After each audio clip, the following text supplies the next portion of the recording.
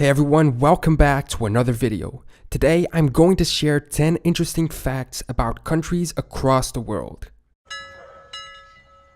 So most of these are statistical information and they may have changed in the meantime. Some data is from 2012, some is more recent, so despite the fact that not much has probably radically changed in the last years, keep this in mind.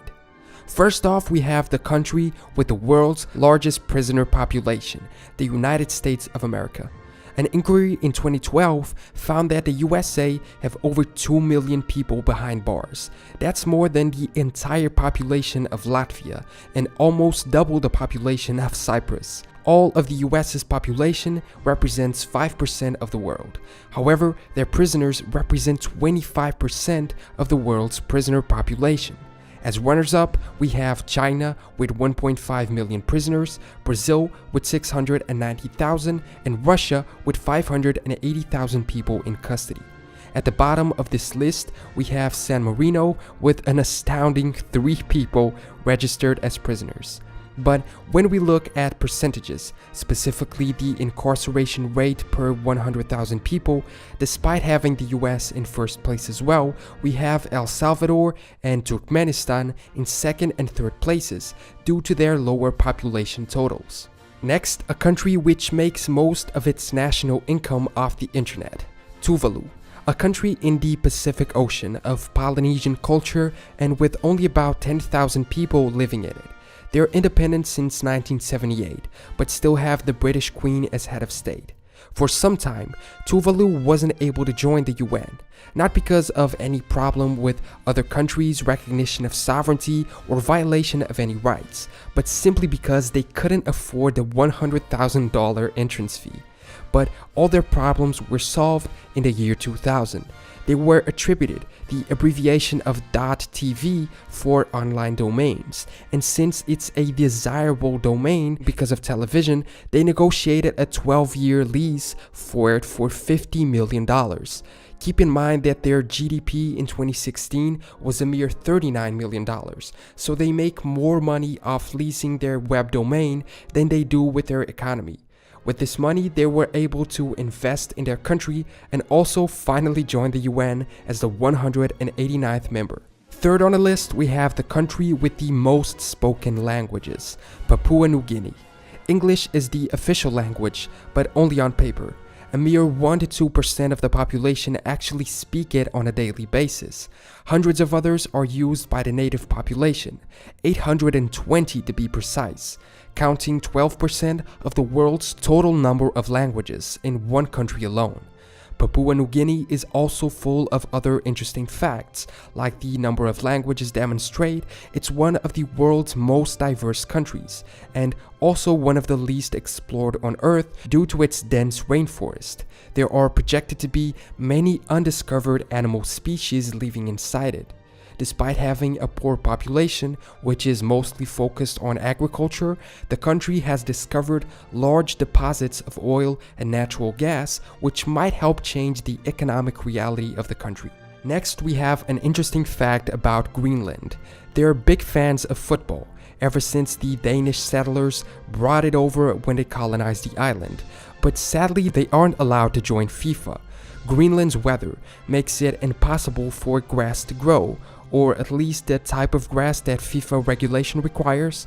Since they aren't able to have regulation stadiums or fields, they aren't allowed to host official games, which makes it impossible for them to compete in official international competitions.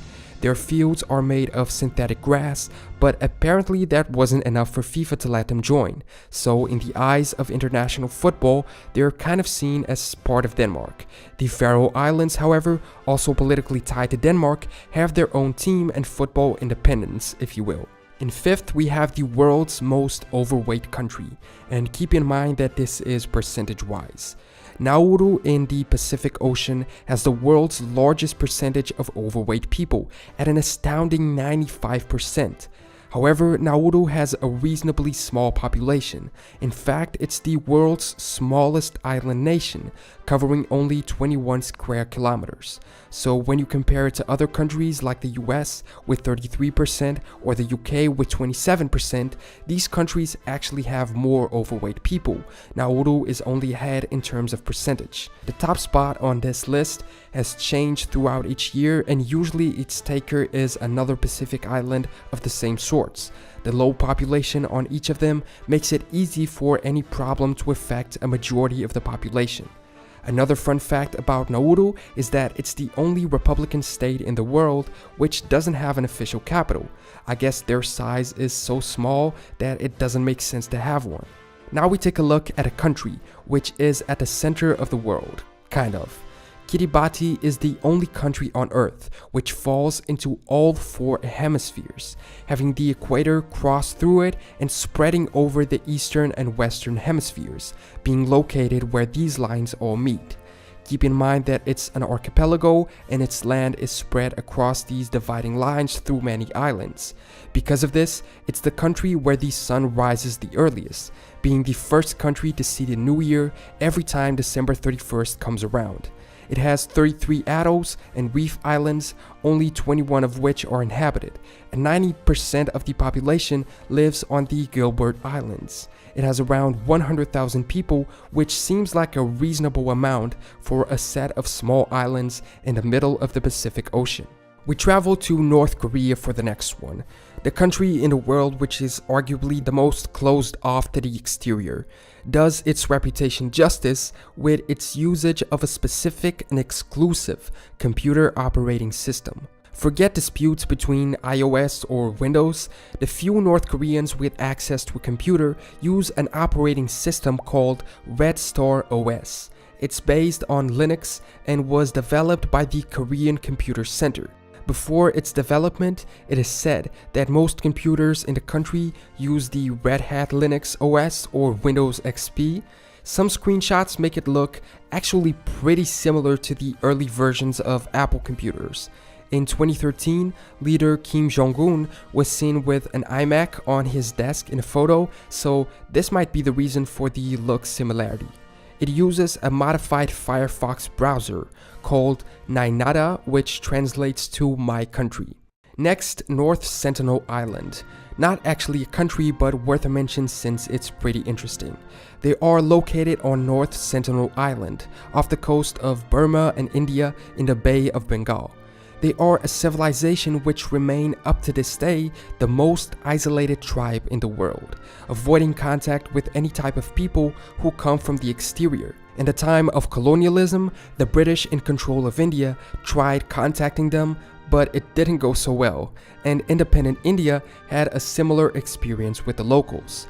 People were so curious to see them that the local government, who technically owns the islands, had to make it illegal for people to visit it, especially because the locals tended to not be very friendly towards visitors. A few years back, 2 fishermen crossed into their waters and were killed, and when a tsunami hit the region, India sent an helicopter to check on the natives, and then they started shooting arrows at the helicopters, so one can assume that they were okay. Moving to Ethiopia. Ethiopia is really interesting as a country, having a lot of cool pieces of history, like it being one of the 2 only countries in Africa not to be colonized by the Europeans. But for this listing, I have another interesting fact.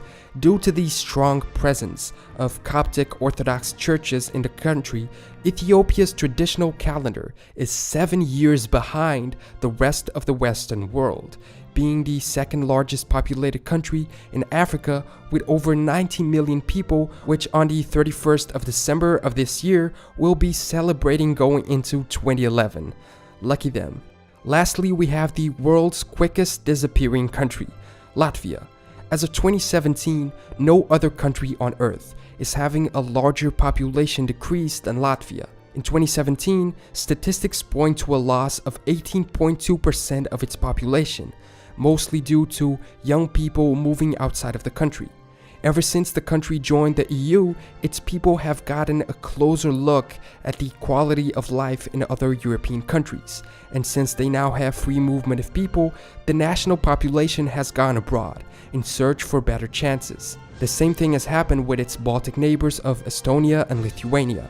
If it was to keep up this rate, Latvia would be pretty much deserted by 2021. And those were 10 plus a few other interesting but ultimately useless facts from countries across the world. If you enjoyed the video, make sure to leave a comment below and subscribe to catch the more serious videos I make on the channel, usually about flags or history in general. Until next time.